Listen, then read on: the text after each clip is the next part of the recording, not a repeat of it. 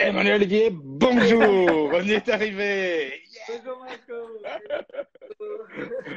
Tout d'abord, comment ça va? Comment allez-vous? Bien, bien, très bien. Écoute, on finit le confinement. On confine plutôt agréablement. On a la Voilà. chance. Personnellement, on a un jardin, donc on en profite. Voilà, on a cette Bon. chance. Si. Voilà. Vous savez ma situation personnelle comme je rêverais de ce jardin, donc vous pouvez pas en faire un Nous plus pas- jaloux que moi. Ça y est, je les ai isolés, ils sont très loin. Alors, tout d'abord, peut-être, voilà, tout d'abord, merci beaucoup d'avoir accepté notre invitation. Je suis très content de pouvoir échanger avec vous. Vous êtes quelqu'un de très important pour notre milieu, dans notre secteur, pour votre double casquette, pour tout ce que vous avez fait avec vos boutiques et comme vous êtes en train d'aider les jeunes marques avec Maison de Mode, c'est super. Donc, voilà, on pensait justement que c'était intéressant d'échanger avec vous. C'est plutôt en retour d'expérience, partager justement vos pensées. On a reçu quelques questions, donc j'aurai le plaisir de vous les poser. Après, par contre, toutes les personnes qui nous écoutent, si vous voulez poser des questions, juste en bas, vous mettez un petit commentaire. On va essayer de répondre au maximum à tout le monde à fur et à mesure. Tout d'abord, peut-être, pour ceux qui ne vous connaissent pas, je pense pas beaucoup, mais bon, on ne sait jamais. Peut-être voulez-vous bien vous présenter comme série noire, maison de mode, votre parcours, voilà. Alors, on commence par toi. On peut présenter Série Noire, créée en 1982, multimarque. Aujourd'hui, on est situé dans un concept store qui fait 400 mètres carrés, multimarque, créateur, passionné dans Ah, mon ça. résumé. Voilà, donc voilà, aujourd'hui, c'est Prune. Bon, je parle un peu pour elle aujourd'hui. Enfin, on parle tous les deux pour elle, puisque c'est elle qui a repris, C'est notre fille. et qui est notre fille, oui, qui a repris, Je vois qu'elle nous suit d'ailleurs. Bisous, Prune. Gros bisous. et qui a repris, bon, qui peut pas être là, et donc voilà, et qui continue, qui a repris, donc Histoire familiale. Oui. Voilà. Et Emmanuel, Moi, je ne suis pas arrivée en 1982. Je le dis un peu plus tard, quelques dizaines d'années plus tard. Voilà. Et avec Olivier, après qu'on se soit rencontrés, lui faisait que de l'homme au départ. Et on a décidé d'ouvrir la femme à l'étage. Et là, on a commencé directement avec les créateurs, avec Helmut Lang, Jean-Paul Gaultier, Paul Cat, Plein Sud à l'époque, Oui. avec Michel Perry, Patrick Cox. Enfin voilà, c'était le début, le lancement en réalité de ce qui était vraiment ce qu'on appelle maintenant les créateurs Exact. noirs. Ouais, c'était cette époque-là. Donc ça date 93 effectivement.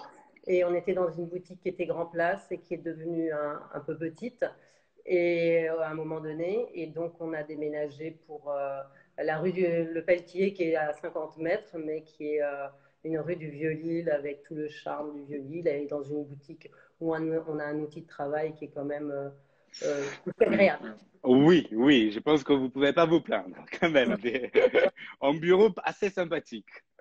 Tout à fait. Et puis en 2017, la présidence de Maison de Mode a changé.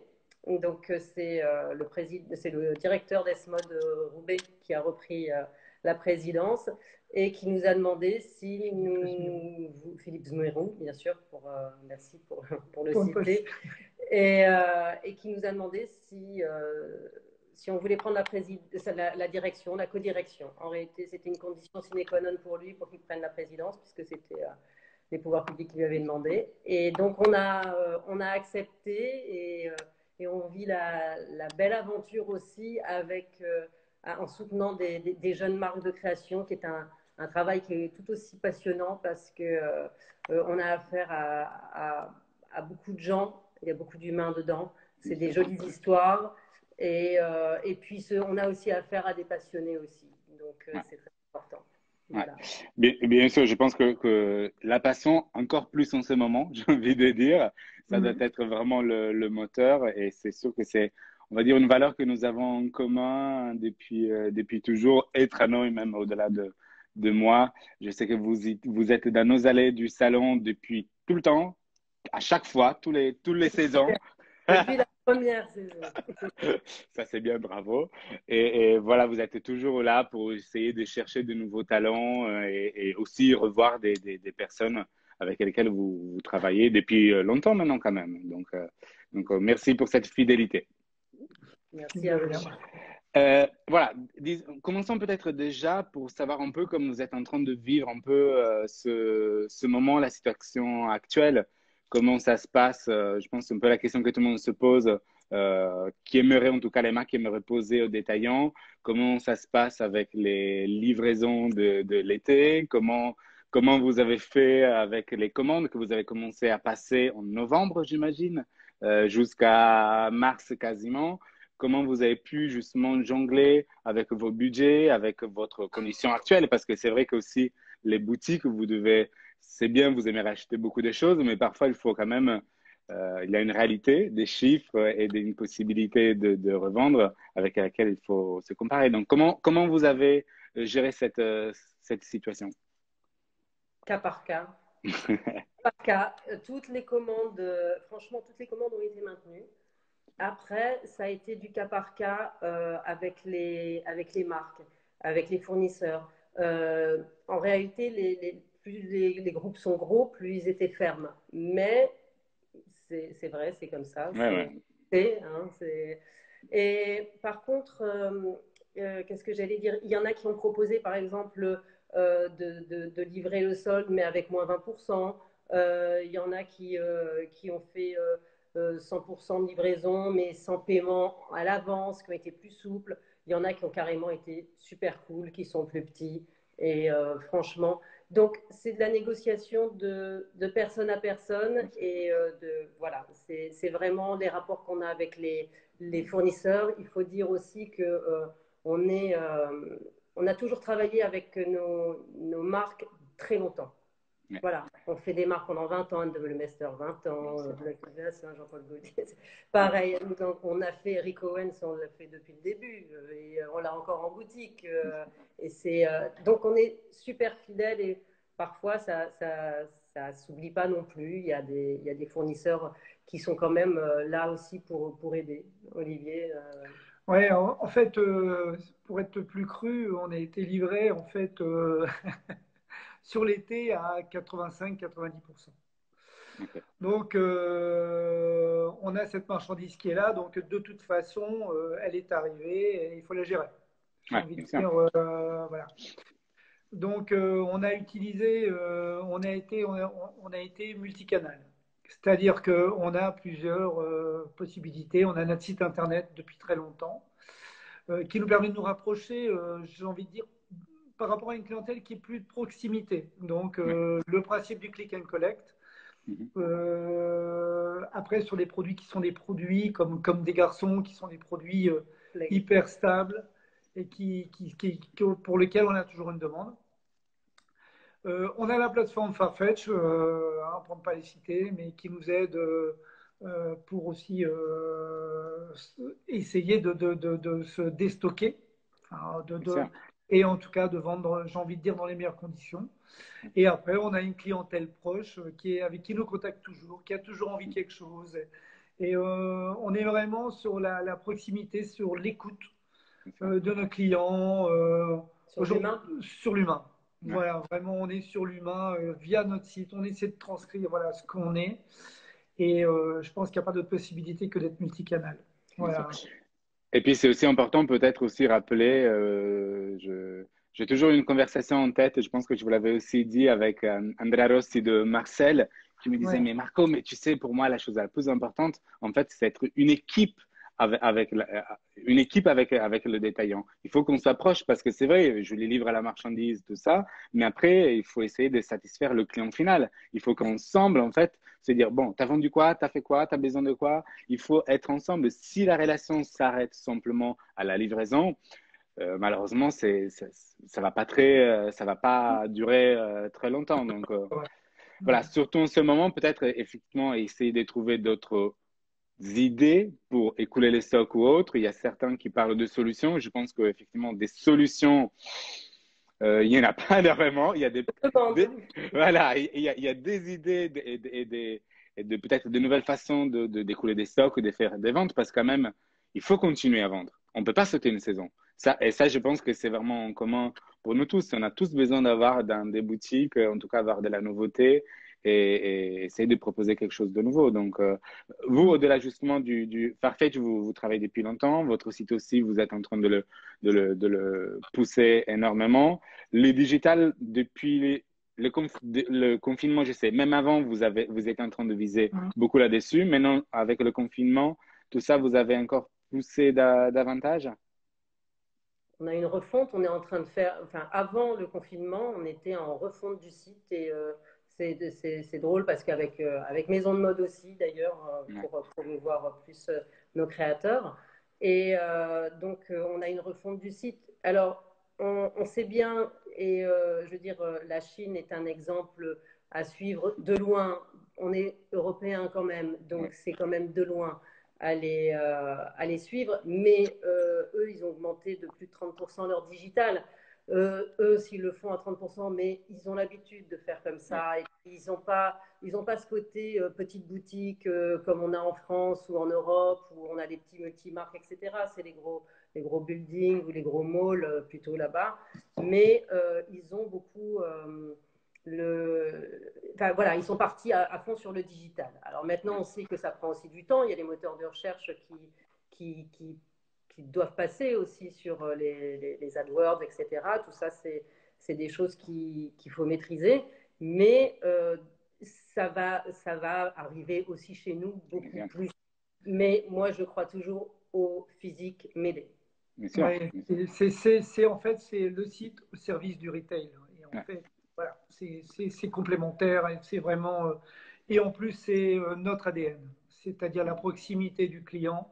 Et notre site, il sert aussi à ça, c'est retranscrire ce qu'on est, ce parti pris qu'on a toujours eu par rapport à la passion, l'amour de ce métier.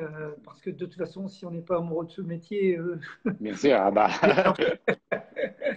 C'est sûr, c'est sûr. Après, je pense que ça aussi, c'est un autre point que nous avons en commun parce que, effectivement, nous aussi, avec nos événements, euh, pour vous expliquer ces bagues de Rosa Maria, tout ça, il faut que Monique, Rosie, Claire, l'équipe, ben voilà, soit là pour vous les montrer. Oui, après une saison, vous pouvez commander sur Internet ou autre chose, mais vous avez quand même besoin de ce rapport physique avant tout. Puis après, effectivement, le digital doit être en support pour aller un peu plus loin de ce que nous connaissons. Et puis après, c'est vrai que c'est des moments où il faut se réinventer. On parle beaucoup d'innovation, mais qu'est-ce que ça veut dire l'innovation? Il faut vraiment essayer de la pousser davantage. Après, c'est sûr que cette crise est en train de changer tous les calendriers mode. Donc, tout le monde tout va être basculé.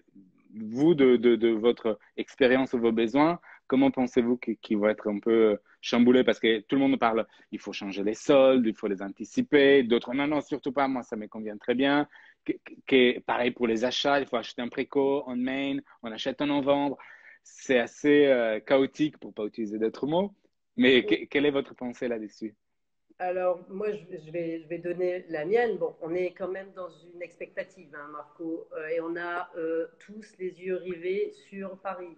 Donc, parce que les étrangers, s'ils peuvent se déconfiner, je parle de l'Asie, les États-Unis, la Chine et le Japon, forcément, s'ils peuvent se déplacer, je ne pense pas qu'ils vont le faire 50 fois donc, dans le mois. Donc, s'il y a 2 Fashion Week en septembre, septembre au début octobre, je pense que vu la situation, que tous les salons, les gros showrooms, etc., s'il pouvait se passer quelque chose, alors je sais que le temps imparti est vraiment très court, mais s'il pouvait avoir quelque chose aussi de main dans la main, parce que nous, on a besoin de vous aussi pour mieux travailler, parce que courir tous les showrooms comme ça, on en est épuisé. Et c'est les étrangers, on sait que ce n'est pas le marché français qui fait vivre non plus toutes les marques, c'est aussi beaucoup le marché étranger quand on parle de la Fashion Week à Paris et à Milan aussi.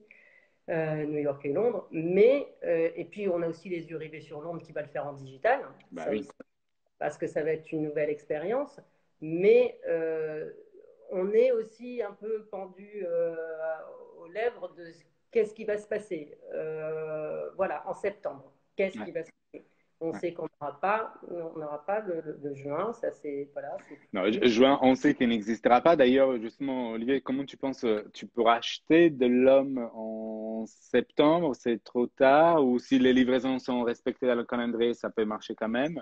Alors, je pense que de toute façon, c'est un cas exceptionnel. Je veux dire, ce qui se passe, puisqu'on, enfin, t'en as parlé au début, je pense qu'il y a le problème des soldes. Les soldes qui sont à proximité de cet été. Donc ça, je pense que changer la date des soldes, de toute façon, on n'y arrivera pas. Ah, Au site, les gros sites. je vous. Il m'a plu? Moi, j'étais toujours. Ah, ça y est, c'est bon. Voilà. Les gros sites qui, je pense, vont casser les prix. De toute façon, donc c'est sûr. Et quelque part, on peut pas empêcher le retailer parce qu'il est stocké, de faire rentrer de la trésor. Hein. On n'avait pas de recul, c'était pas prévisible. Je pense que s'il y a un truc à faire, là, aujourd'hui, on s'est positionné, quasiment tous les détaillants se sont positionnés sur la collection d'hiver. Est-ce qu'il ne serait pas, et là on a du recul, plus intelligent de décaler la date des soldes de l'hiver, qui permettrait justement, on pourrait, entre guillemets, légiférer et laisser une plus grande période de vente générant de la marge sur la collection d'hiver qui, comme tu sais, c'est la collection la plus forte. Bien sûr. Et du coup, c'est sûr que ce qui va se passer en septembre, se positionner sur l'été, ça va être le plus périlleux. Et on sait que tout le monde va être hyper prudent, puisque en plus c'est échaudé par le Covid. Donc est-ce que l'intérêt pour les détaillants, c'est pas faire durer cette collection hiver, qui est la meilleure, qui est la meilleure, je pense que d'une manière rentable, tout le monde, tu vois. Et du coup, plutôt que de la faire sur une période, ne pas faire les Black Friday, ne pas faire, essayer de la faire et générer de la marge jusque février, faire des soldes peut-être fin février, et en même temps, ces périodes d'été, se les faire livrer, sur lesquelles on peut aussi générer de la marge. Voilà, et je pense que c'est important, c'est là où on peut se refaire, c'est optimiser les stocks de manière et ne pas les acheter en pensant les faire sortir immédiatement. Quoi. Tu vois, c'est un truc, je ne sais pas, moi, c'est auquel je pense et je pense que c'est le seul moyen de légiférer les soldes. Pour cet été, très franchement, je pense que ça va partir dans tous les sens. Oui, non, non, bien sûr. Et puis après, c'est vraiment, on va dire, tout le monde, mais partout dans le monde, ils sont tous en train d'essayer de résoudre ce problème qui est le stock. Qu'est-ce qu'on va en faire? Comment on peut l'utiliser? On peut pas le rendre aux marques. On sait qu'elles souffrent, mais aussi les boutiques, on peut pas mettre trop en danger non plus. Donc, il faut vraiment essayer de trouver la bonne balance là-dessus. Et, et est-ce que nous, par exemple, effectivement, ce confinement, parce que nous, en plus, effectivement, on le vit ici en France, mais on l'a vécu aussi quand l'Italie a commencé. On l'a vécu en Chine. Je me rappelle qu'on devait lancer aussi notre événement Nova aussi en mars, donc on l'a suivi depuis tout le début. Donc, je pense que ça a changé beaucoup notre mentalité et notre aussi façon de communiquer, de nous rapprocher, de travailler. Et est-ce que vous pensez que ça a changé votre façon aussi d'acheter, comment vous allez acheter prochainement et sur la saison prochaine, mais aussi dans le futur, vous allez acheter de façon différente? Ben, je pense en ce qui nous concerne, pour Série Noire, on a une identité. Je veux dire, on aime, comme, bon, je veux dire, il y a des passions, il y a la découverte des nouveaux créateurs. C'est aussi une identité de faire dénicher. L'éclaireur, c'est la même chose. C'est dénicher des créateurs et les faire découvrir cette sensibilité qu'on a quand on découvre un créateur, le faire découvrir. Et c'est si on fait plus ça, on va tous se ressembler, on va être tous pareils. On n'aura plus d'identité et il n'y aura plus de nécessité d'être détaillant avec tout ce que ça sous-entend. C'est également pour ça que chez Maison de Mode, je veux dire, il faut que la jeune création, on les pousse à faire de la différenciation aussi à un moment donné parce qu'ils vont eux, faire du local, il va y avoir le côté responsable, ils sont beaucoup plus là-dedans. C'est des choses qui défendent depuis bien longtemps et c'est nous notre raison d'être de les soutenir parce qu'ils n'ont pas les moyens de faire fabriquer partout, Oui. pour la plupart, etc. Donc ça va leur donner raison, tout ce qui se passe maintenant avec l'actualité, les petites séries, le sourcing local, plus de souplesse avec les paiements aussi, parce que bah voilà, c'est pas facile pour eux de produire. Et je pense que si aussi ces petits-là donnent une valeur ajoutée à des boutiques qui ont des marques assez assises, où il faut sortir des gros budgets, etc. Pareil, je m'informe aussi pas mal. Et au Japon, Chine, ils disent qu'ils vont jusque 50% de leurs achats en local. C'est énorme. Au-delà des gros qui sont en Europe, les Français et tout ça, ils vont quand même aller rechercher du local. Donc ça ce serait peut-être un moyen pour les jeunes marques de se différencier, en tous les cas de faire une place. Et il faudrait peut-être leur faire une place aussi pendant la Fashion Week où on pourrait retrouver voilà, on sait ce qu'on va chercher là-bas. Dans ce lieu-là, on va chercher de la jeune création et voilà, et ce sera une partie du budget moindre, mais en tous les cas, on continuera à promouvoir ça parce que ce sont ceux de demain aussi. Hein. Mais bien sûr. Donc, effectivement, vous savez, on entend, tout le monde a assez a peur. J'ai cherché un synonyme, mais c'est la peur aussi un peu que nous avons tous dans la tête. Mais il y a aussi beaucoup de marques qui viennent de commencer ou qui sont en train de se lancer, qui ont peur, qui disent ah non, il vaut m'y attendre. Moi, justement, j'essaie aussi de leur dire profitez justement de ce moment-là pour essayer de proposer quelque chose de différent. Il n'y a rien de mieux. Vous vous souvenez, même en 2008, c'était le moment parfait. Je sais que c'est facile à dire, mais c'était le moment parfait pour essayer de nouvelles choses. Parce que les gens ont une ouverture mentale qui est complètement différente et ils sont prêts aussi à recevoir de nouvelles choses. Si vous deviez vraiment donner un conseil aux jeunes marques que vous suivez aussi avec Maison de Mode Lille, quel est, à part cela, vous avez des conseils que vous aimeriez vraiment pour essayer de les pousser encore plus vers la création? Plus vers la création, ça c'est du cas par cas en réalité. Ça va dépendre de leurs forces, etc. Il faut qu'ils essayent de s'asseoir un peu plus sur le digital, t'en parlais en début. Et je pense que c'est vrai pour tout le monde et c'est vrai aussi notamment pour eux. Et nous, on en a pas mal chez Maison de Mode qui se concentrent sur le digital.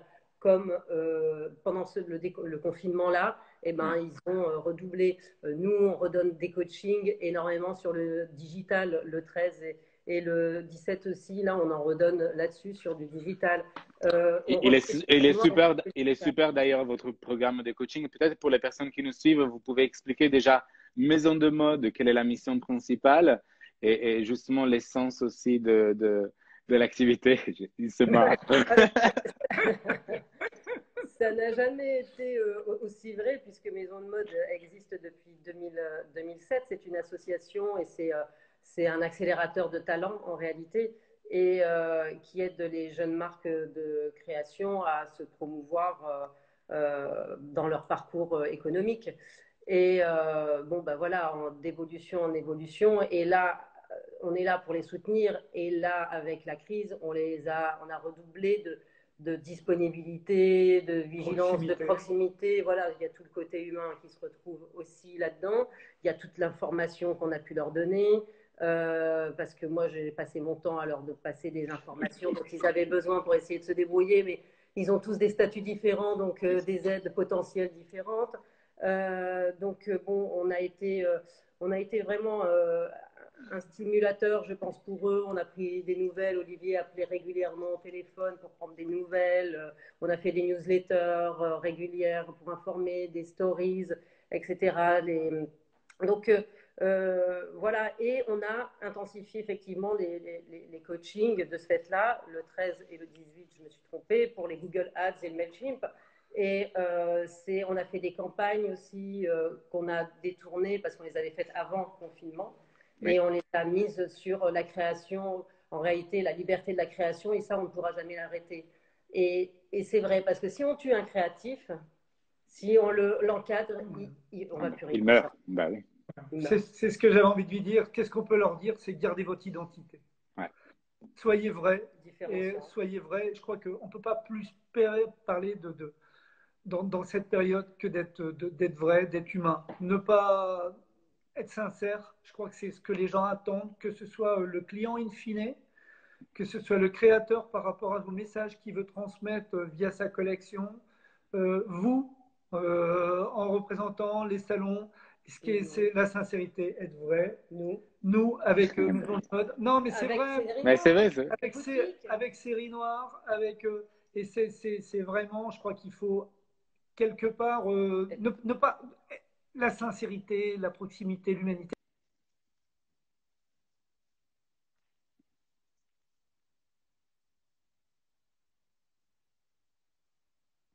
Ah, je pense que je vous ai perdu. Je vous ai perdu à nouveau.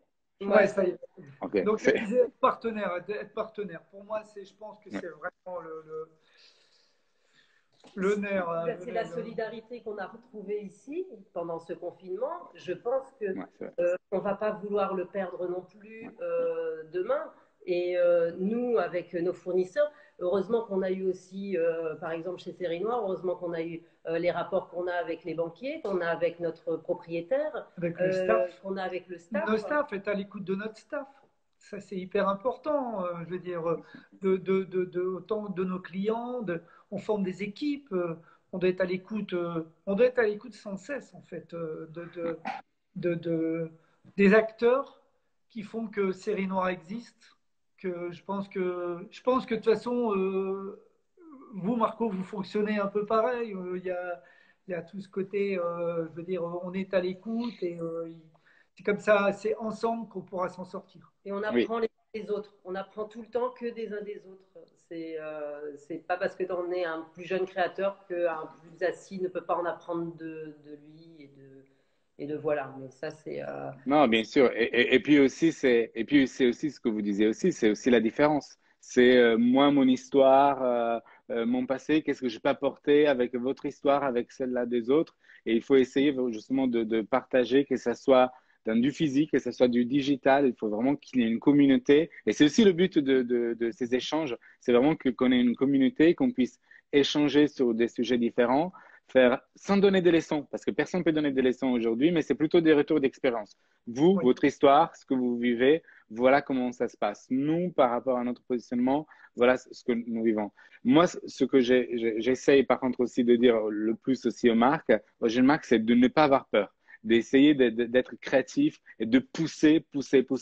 Vous pensez que ça ne va pas se vendre? Parfois, c'est les pièces qui vont se vendre le plus. Et ayez les palle en italien on dit, pour essayer justement d'aller un peu au-delà. Après, c'est vrai qu'en ce moment assez particulier, il y a beaucoup de gens qui disent « Ah, je vais faire une collection beaucoup plus petite, je vais prendre simplement mes styles carry-over, mes continuatifs, n'est-ce pas et je vais rajouter un peu de couleur, mais pas grand-chose. » Et d'autres qui vont dire « Ah non, justement, je vais essayer de pousser encore plus dans la folie. » Vous, qu'est-ce que vous attendez de voir dans ces prochaine Fashion Week un peu folle. En tout cas, vous avez envie de voir quoi? Vous avez besoin d'avoir plus de sécurité, d'être plus sûr, ou justement, vous avez quand même envie et soif de folie, couleur et la fête?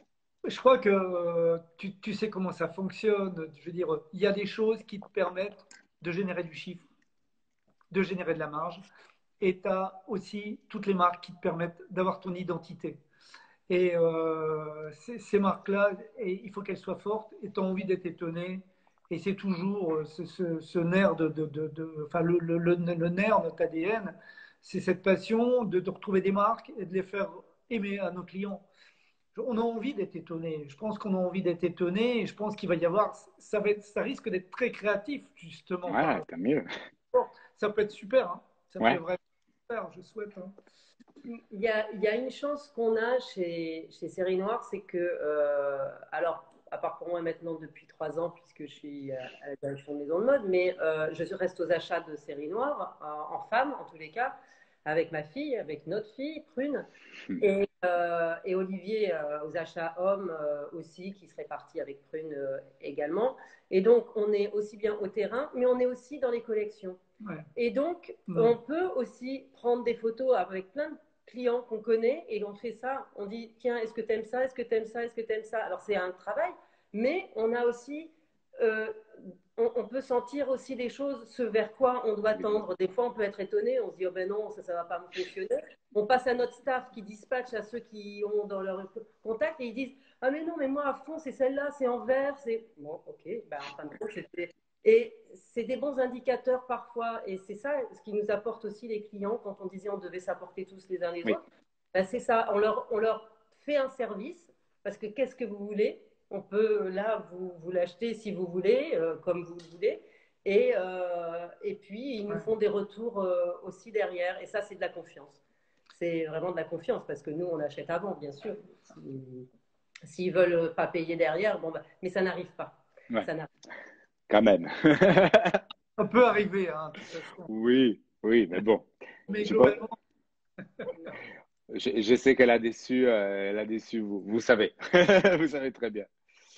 Est-ce que vous avez quelque chose d'autre, un autre message que vous voulez passer aux créateurs? Mais il y a aussi des boutiques qui nous suivent. Moi, évidemment, je conseille à tout le monde d'aller regarder le site de Série Noire, de regarder au maximum, de suivre aussi le compte Instagram. Regardez aussi Maison de Mode, c'est très intéressant. Regardez bien le programme, tous les événements. Il y a des événements physiques auxquels j'ai eu la chance d'assister qui ont été super avec une organisation, une équipe parfaite. Mais aussi, regardez aussi les événements online et toutes les initiatives. Et surtout, n'hésitez pas, n'ayez pas peur de participer et de donner votre avis. Ok. Bah, pour les événements, pour ce qui est d'aider les créateurs, nous, par rapport à Maison de Mode, normalement, on a un gros événement qui est en septembre, qui s'appelle les 48 heures, auquel tu as assisté d'ailleurs. Oui. Et là, on est quid avec le digital. Voilà. Je pense que comme pour les achats, on va déjà déconfiner. Je pense que ça va être du step by step. On va déconfiner. On va voir où on en est. Juin, juillet, août, on va déjà savoir peut-être comment on va acheter, comment en une seule fois, pas une seule fois. Tout septembre, ça va être concentré sur les événements, comment les faire, comment les penser. Ben, on va falloir essayer d'anticiper là maintenant. On voit que tous les festivals de cinéma vont se faire de façon digitale. Je veux dire, ça veut aussi dire certaines choses. Première vision, c'est plus compliqué parce que les matières, on doit toucher ça, mais ils pensent aussi à digitaliser une partie pour pouvoir réseauter, etc. Donc, tout le monde va s'y mettre aussi dans les événements pour voir. Donc, on va essayer aussi de tenter une expérience aussi avec du digital. Parce qu'en physique, ce sera compliqué. Pour l'instant, c'est 5000 personnes et normalement, on fait 15 000 personnes dans ces événements-là. Donc voilà. Et pour Série Noire, je pense aussi Comment ça va se passer justement? Il y a justement une question de Mathis. Je la vois, je l'ai vue. Comment ça va se passer physiquement pour essayer des vêtements? Je sais qu'en Italie, je vous épargne tous les détails, mais apparemment, il faut désinfecter les vêtements avec l'azote. C'est la folie. Quelle est la situation en France, pour vous? Écoute, déjà, on est en train de préparer. Déjà, il y a toute une partie où on en profite, on fait quelques travaux de peinture. En fait, on veut accueillir à mort, vraiment être très, très, très recevoir les clients. Ça, c'est la première chose. Après, respecter toutes les règles des gestes barrières. Donc, au niveau des mètres carrés, respecter les mètres carrés, les recevoir, enfin tout ce qui est gel, enfin tout ça. Qu'est-ce qui va se passer? Il y a la possibilité, lorsque les vêtements sont essayés, c'est avec les défroisseurs. D'accord. Ça, c'est La vapeur d'eau qui est ouais. très chaude et Ouais, qui fait à 90 degrés, qui tue le virus. Pareil, Karcher à vapeur pour les cabines. Ouais, ça c'est. Désinfecter les cabines. Mais c'est pratique, quoi. Je veux dire, c'est assez rapide. C'est faisable, en tout cas. Voilà, parce que ce Ouais, que je vous disais, en Italie, on parle de désinfecter les vêtements à l'azote, pour vous dire. C'est un peu. ouais, merde, l'azote, non, on n'a pas entendu Ouais. parler. Tant mieux, tant mieux. Nous, c'est plus avec la Steamer. vapeur. Ouais, vapeur d'eau. Après, pour être très franc, comment ça va se passer, on ne le sait pas, Marco. Enfin, je veux dire, je l'ai vu, la question. Euh, on va essayer de rassurer nos clients au niveau de l'hygiène, au niveau des barrières.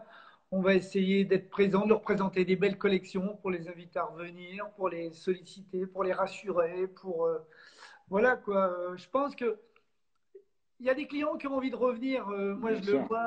Ouais, il y a vraiment, ils ont envie de revenir. Il y en a qui nous demandent pour revenir là. Ils appellent, ils choisissent quelque chose pour venir chercher. Le magasin, c'est un chantier. Hein. Ouais, C'est tu veux dire. pas 2 mois fermé. Mais ils s'en foutent. En fait, Ouais. ils ont envie. Et je pense que voilà, ce sera. Mais on est tous dans l'inconnu. Je veux dire, on n'a pas on peut pas rassurer quelqu'un. Je veux dire, on a notre expérience, mais on peut pas. On le sait pas ouais, réellement comment vont réagir. Est-ce qu'ils vont être à la porte tu vois ce que je veux dire Mais ça. euh, Ce que tu je vois, suis sûr, c'est que vous serez là-bas avec le grand sourire, la pêche, la patate, c'est bien ça. accueillir comme vous savez faire. Ça, c'est Voilà, sûr et certain. c'est ça. Ça, c'est très important. Et puis après, je pense que aussi petit à petit, les gens vont prendre confiance, vont essayer de venir voir. Mais vous, vous serez là-bas, ça, j'en suis sûr, avec Ouais, ouais, toute la force, ça, c'est sûr. ouais, à fond. Ouais, Bon, ouais. je ne veux pas vous tenir trop longtemps non plus. On a fait quand même déjà plus de 40 minutes. Ouais, c'était un plaisir de vous passer. Hein. Ouais, bah, si c'était pour moi, je pourrais continuer encore des heures, mais bon, on va couper On est des bavards. Hein. à ça. Merci en tout cas beaucoup, merci beaucoup, beaucoup, beaucoup de votre participation. Je vous souhaite le mieux pour ce déconfinement, pour tous les projets de maison de mode dont Trano est partenaire, bien évidemment. Marco aussi, il y a des gens qui veulent des détaillants ou qui veulent s'entretenir avec nous. Je pense que comme j'ai dit, plus on est unis, plus on est fort. Et si on peut échanger, il y a toutes les coordonnées sur l'Insta. On peut échanger, donner des idées. C'est possible de faire ça. On est disponible. Ben, même nous, comme Tranoï, n'hésitez pas, on peut aussi créer quelque chose pour que justement tout le monde échange. Et il faut aussi prendre les choses comme elles viennent, il faut être positif, il faut échanger, essayer de créer. Et l'innovation, ça fait partie aussi, l'innovation n'est pas technologique, elle est aussi mentale. Et il faut essayer de la pousser au maximum. Nous, de notre côté, normalement, je vais faire encore notre live jeudi avec une marque. Donc, j'invite évidemment tout le monde. En attendant, bon courage à vous, bon courage pour l'ouverture. Merci. Merci beaucoup. Merci. Merci à tout le monde. Merci. Bisous à tout le monde. Ciao, merci à Bye vous, bye. bisous, bisous. Ciao, ciao.